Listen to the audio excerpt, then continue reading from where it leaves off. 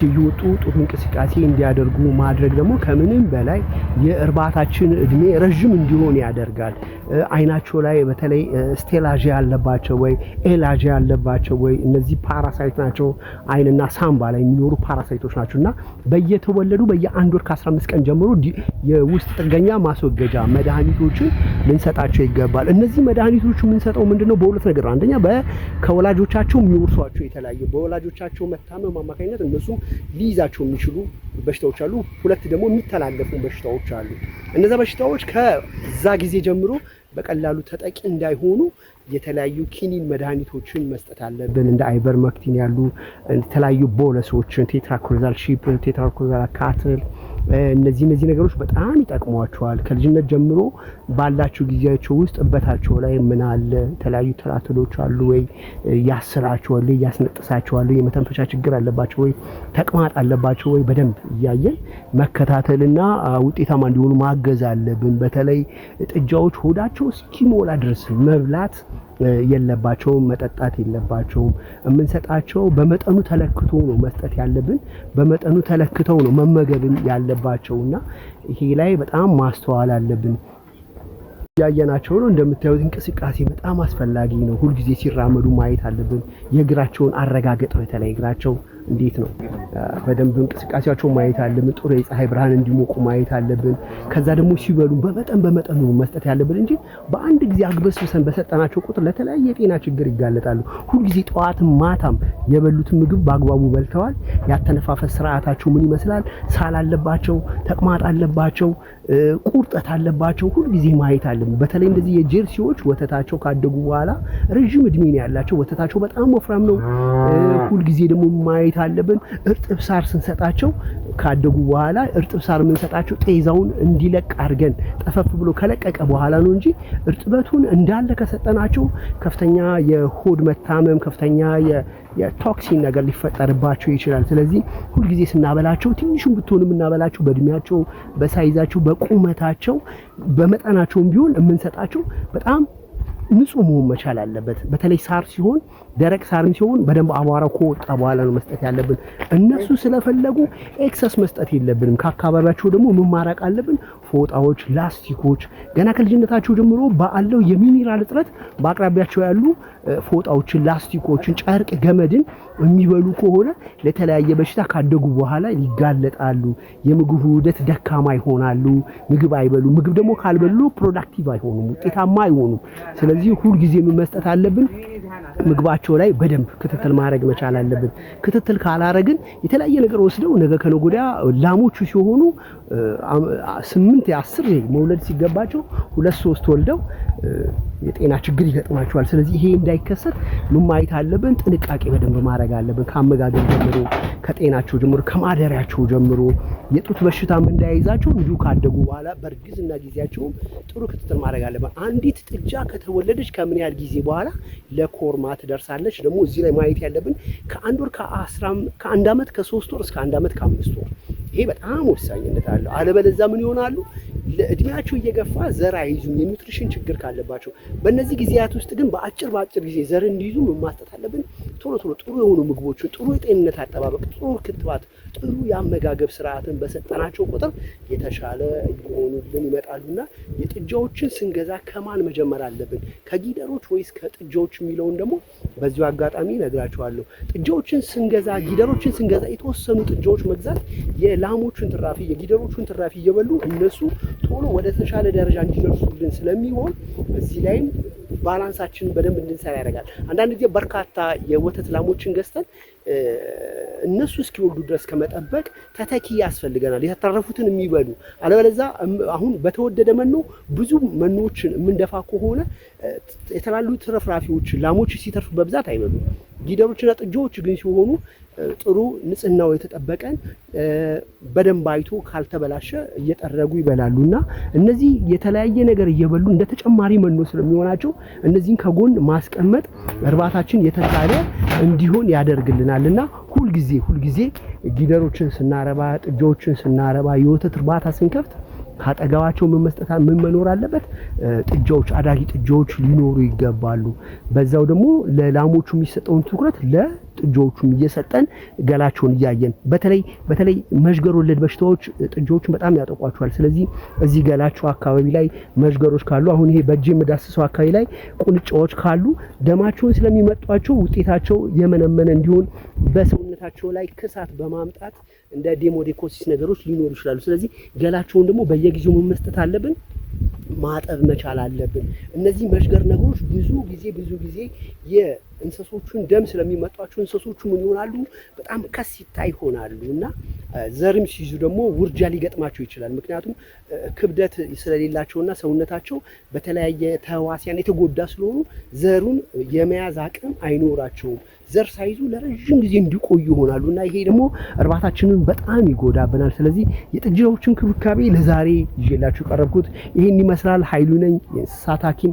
የተለያዩ ጥያቄዎች ካላችሁ ታች ባለ ስልኬ በኩል ብትደውሉ ብዙ ነገሮችን አጋዛችኋለሁ። እነዚህ ጥጃዎችን መግዛት ለምትፈልጉ ታች ባለ ስልኬ በኩል ደውሉልኝ። ወደኛ ማዕከል ብትመጡ የተለያየ የወተት ላሞችን ክብካቤና ስልጠና ስለ ጥጃ አያያዝ ጀምሮ ያሉትን ስልጠናዎች ለ4 ቀን ስለምንሰጥ መታችሁ እንድትማሩ ለማለት ፈልጌ ነው።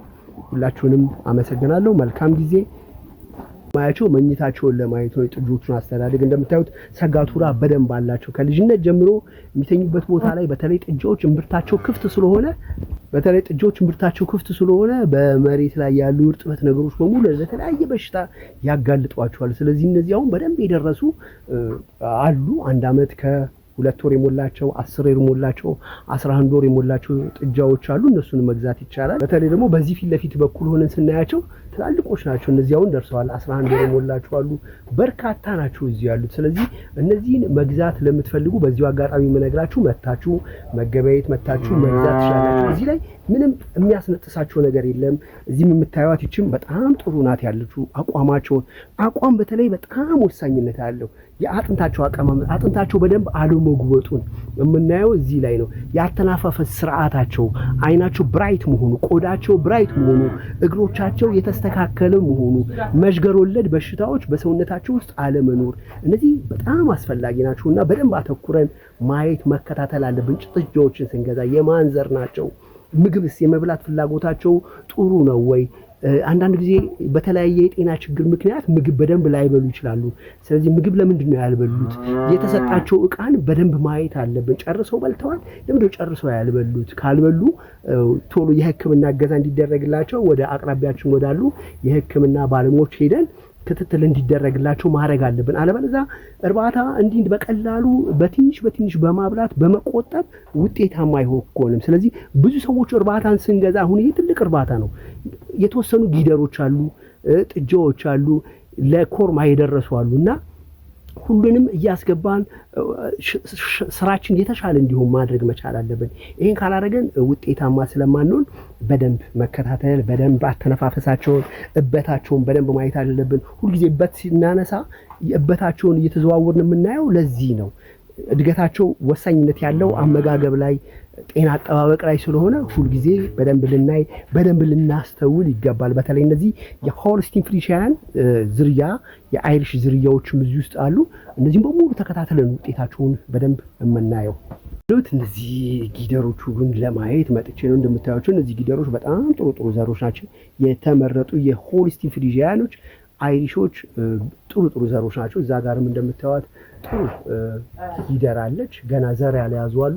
ብዙ ሰዎች ዘር ያልያዙ ጥጃዎችን ዘር ያልያዙ ለዘር የደረሱ አቅርቡልን ስለምትሉ በዛ መሰረት ላያቸው መጥቼ ነው። አሁን ደግሞ ወደ ውጭ እያወጣን ደግሞ እናያቸዋለን። እነዚህን መግዛት ለምትፈልጉ በዚህ አጋጣሚ የምነግራችሁ ታች ላይ ስልኬን እጽፋለሁ። በቀጥታ መታችሁ እነዚህን ጥጃዎች ለዘር የደረሱ ወስዳችሁ ለዘር እንዲደርሱ ማድረግ መንከባከብ ዘር ማሰጠት ይቻላል። አንዳንድ ጊዜ ዘር ያዙ የጊደሮች ዋጋ የ6 ወር የ7 ወር የ8 ወር ዋጋ ስለተወደደ ብዙ ጊዜ ከነዚህ መጀመርም የተሻለ ነው። እንደገና ደግሞ ጊደሮች እርጉዞችን ገዝቶ ደግሞ እነሱን እየተንከባከቡ እነዚህም ደግሞ ከነሱ ስር ሆነው እንዲያድጉ ማድረግ ስራውን የበለጠ እንዲያመር ያደርጋል። ግን ጥጃዎች ስንገዛ ዝርያቸው ምን ይመስላል፣ ምን በሽታ ነበረባቸው፣ ምን በሽታ ተጠቅተዋል፣ ምን ክትባት ወስደዋል በደንብ ማየት በደንብ መከታተል አለብን። ይሄን ካላረገን ግን ስራችን ላያምር ስራችን ውጤታማ ላይሆን ይችላል። ስለዚህ ሁሉ ጊዜ ምን መስጠት አለብን? ታሪካቸው ምን ይመስላል? የምንገዛቸው ጥጃዎች፣ የምንገዛቸው ጊደሮች፣ የምንገዛቸው እንደነዚህ አይኑ ገና በእድገት ላይ ያሉ ካሉ እንደ እድሜያቸው እንደ ሁኔታቸው ተመርጠው ነው የምንገዛቸውና በዚሁ አጋጣሚ እነዚህ አሁን የተመረጡ የሆልስቲን ፍሪጂያኖች ልጆች ናቸው። ስለዚህ ስንገዛቸው ባህሪያቸውን ማየት አለብን። በአብዛኛው ጊዜ ጨርቅ ይወዳሉ፣ ላስቲክ ይወዳሉ። እነዚህ ነገሮችን በምግብ እጥረት ምክንያት የሚበሉ ከሆነ ስራችንን ስለሚጎዳ እንደዚህ አይነት ጥራት ያላቸውን ጥጃዎች ነው መተን መውሰድ መግዛት። ገንዘባችንን ካወጣን ላይቀር ጊዜያችንን ካባከን ላይቀር እንደነዚህ አይነቶቹን ነው መስራት ያለብን ለማለት ፈልጌ ነው። ኃይሉ ነኝ የእንስሳት ሐኪም። በእኛ ፕሮግራም ላይ ስለ ወተት ላሞች እንክብካቤ፣ ስለ ጥጃዎች እንክብካቤ በደንብ ስለ በሽታ፣ ስለ ክትትል፣ ስለ ወተት ምርት እንዴት ይጨምራሉ፣ ጤንነታቸውን እንዴት እንጠብቃለን የሚሉትን ስልጠናዎች ስለምንሰጥ ወደኛ ማከል መታችሁ ስልጠናውን እንድትከታተሉ ለማለት ፈልጌ ነው።